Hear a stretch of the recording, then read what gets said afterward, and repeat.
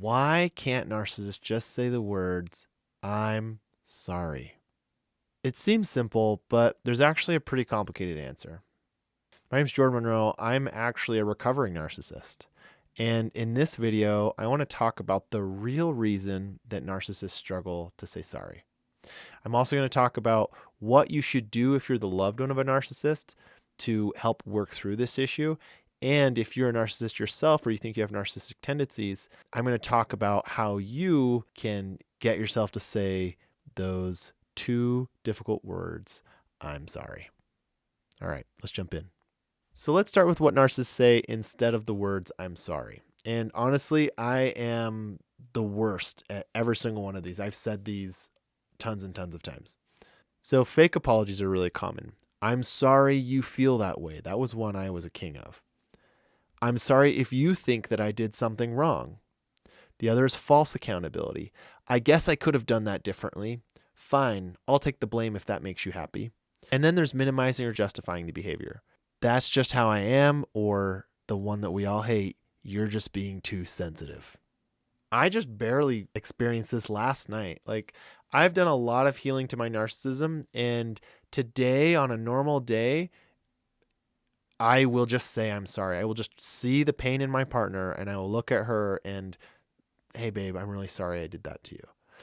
Today, that's not that hard, but sometimes when it's been like a stressful day or something, I do notice that it's a bit harder. It's almost like if your like grandmother was raised speaking one language, and when she gets really frustrated or agitated, she can kind of jump over to that maternal language because it's just easier to do that.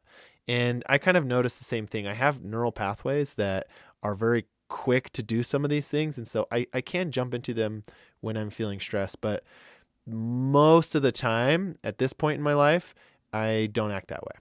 So, but funny enough, this actually happened just last night.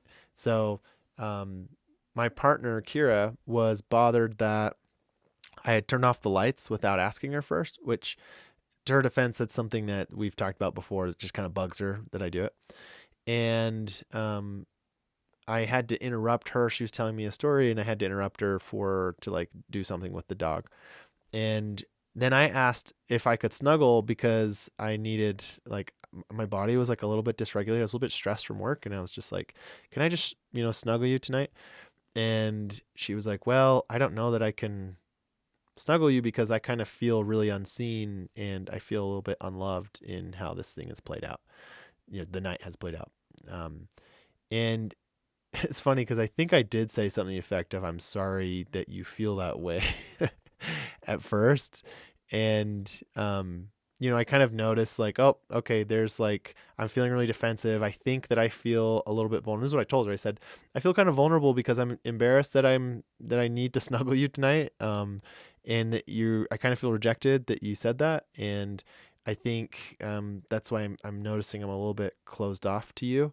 And she's like, yeah, that's totally fine. She's like, I just actually had, and then she dropped some like bomb on me of like a stressful thing that had occurred to her today. And I like sat up in the bed and I was like, oh baby, I'm so sorry. I didn't know that was what was underneath all of this. But, you know, previously when I was pretty like asleep in my narcissism, I don't think we would have gotten to that deeper part. She wouldn't have revealed that deeper vulnerability. She just would have said, I'm feeling not loved. That's like a little testing the waters of like, is it safe for me? Are you a safe place for me to fully express what's going on inside of my world? And I probably would have said something like defensive or all of these phrases that I just barely read. I probably would have said one of those and it would have blocked that conversation from ever maturing the way that it did, because it ended up being really positive. I like helped her through something that she was dealing with and like snuggled her, and we ended up having like a great little connective night. The other reason it's been on my mind is because in our free community where we have narcissists and loved ones that are both trying to heal their narcissism and or heal their codependence or whatever aspect of that the loved one has, we see this come up a lot where narcissists really struggle to say those words. And the real reason that this happens isn't because I think what a lot of the internet says, which is that they're bad guys and they just want to be belligerent or whatever. The truth is that we narcissists feel a deep down, we have a deep sense of unworthiness, of feeling unlovable. And anything that gets too close to that unlovability needs to be deflected. I mean, imagine that a narcissist has like a glass heart. And so we're over here with like all these defense mechanisms to keep ourselves from feeling this deep sense of unlovability. And that's what narcissism is. I mean, all of narcissism is this giant show to ourselves and to others to try and keep us from having to feel that feeling of being unlovable. Because as a child, feeling unlovable is akin to death. You know, if a child is not wanted by their parent, they are at a very high risk of death. And so as children, we had to figure out how to get our needs met, whether by ourselves or through showing up as a different type of person for our parents. So when I, as a narcissist, have made a mistake and I've got this glass heart that I'm really trying not to be touched, I am not only trying to not let you touch it, but I don't even want myself to be aware that I have this glass heart. I don't even want myself to be aware of my mistakes. And so I am fully convinced that I did not make a mistake. I am fully convinced that you are being too sensitive, or somehow this is your fault and that I didn't do it. So it's helpful to understand that they're not just doing this to mess with you. They truly believe that they are in the right. I mean, if you even look at all of these categories of the not saying sorries, fake apologies, false accountability, deflecting responsibility, and minimizing or justifying behavior, those are all just defense mechanisms. Those are all ways to defend myself from having to hear and take in the idea that I might be unlovable. So I hope that this perspective, which is the truth about how narcissists experience their mistakes, can shed a little bit of understanding. And if you're a loved one who has a narcissist in their life and you want to know how to deal with this, I first want to give you empathy and understanding. But the next thing I want to arm you with is firm boundaries. Because one of the worst things you can do for the narcissist and for your relationship is to continue enabling that person. That's why a lot of empaths are so helpless to the narcissistic dynamic, is because they can see the hurt child that's underneath that. They can see right through the bullshit and they're like, I know there's a hurt person in there and I'm not going to like rub your nose in this. But enabling somebody is not loving somebody. You're actually making the situation worse for them and you're making it worse for you. So my first piece of advice to a loved one who is trying to stop this habit of not saying sorry is to first give your hurt a voice. Let it be known to your narcissistic partner that this hurt you.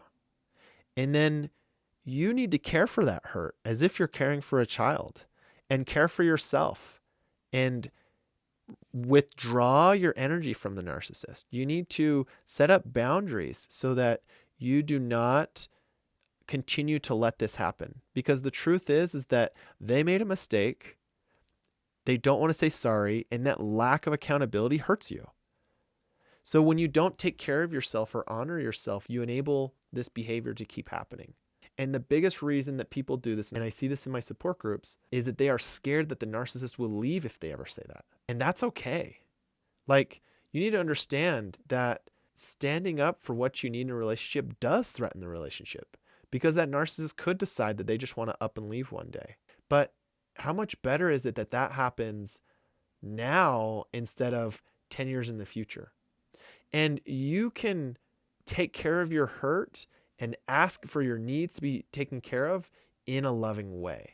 It's a very delicate thing to do, but you can say to the person, hey, I'm sorry, I just feel a little bit off. You know, they might notice that you're feeling away, or you withdraw your energy in some ways. You go, what's going on? You're like, I just feel, honestly, I still just feel hurt from yesterday when you didn't apologize.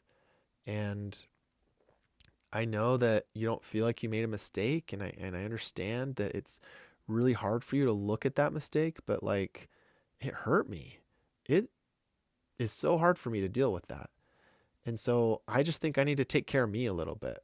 by watching a movie alone, going to bed by myself. Like, you can slowly escalate things in order to um, help the narcissist understand that their behavior isn't okay. And remember that boundaries should never be a punishment. You're not trying to hurt them through this. That comes across energetically to the narcissist.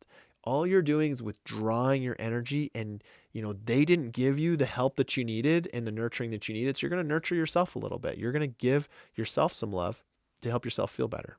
Healing your own pattern of self-abandonment will help heal your relationship. My partner Karen and I did a whole video on this, and I'll put it in the description, where it was the act of her stopping to self-abandon that got me to wake up and got both of us to come out of this downward spiral that was the narcissistic relationship. So you taking care of yourself really matters. All right, loved one. The next person I want to talk to is the narcissist themselves, or someone who has a narcissistic tendency, who's trying to figure out, why can't I say sorry? Why is this so hard? And I didn't even realize I was doing it. I feel you. I understand what that feels like. And this is all I talk about, is how to heal your narcissism. I have a whole course on it and I go really deep on it. But to give you the basic understanding of how to stop this behavior, I would think about 4 different things. One is awareness, becoming aware of when you're doing this pattern. Now, awareness is helpful, but it doesn't get you all that far. It's just kind of the first step. The next thing is to work with your shame. Find out what parts of you feel unlovable, and you might find that you only get defensive when it comes to certain topics. If you can work with your shame and heal that shame, then you will have nothing to defend to begin with. When these torpedoes come at you, they'll just bounce off because you will know deep down that you're okay. That brings us to number 3, which is self-acceptance. Deeply accepting who you are as a person essentially has the same effect as working on your shame. And then number 4, we're going to burn the candle from both ends. You also want to work on your empathy. So by improving your empathy, you will see these complaints and these frustrations come through, not as attacks that are coming out after you, but as pleas for help from someone that you deeply love. So there it is. I hope you found that helpful. If you're looking for more healing resources, whether you're a loved one of a narcissist or a narcissist themselves, check out some of the links that are down in the description. This is basically what I'm dedicated to. So I hope you find the help that you're looking for. See ya.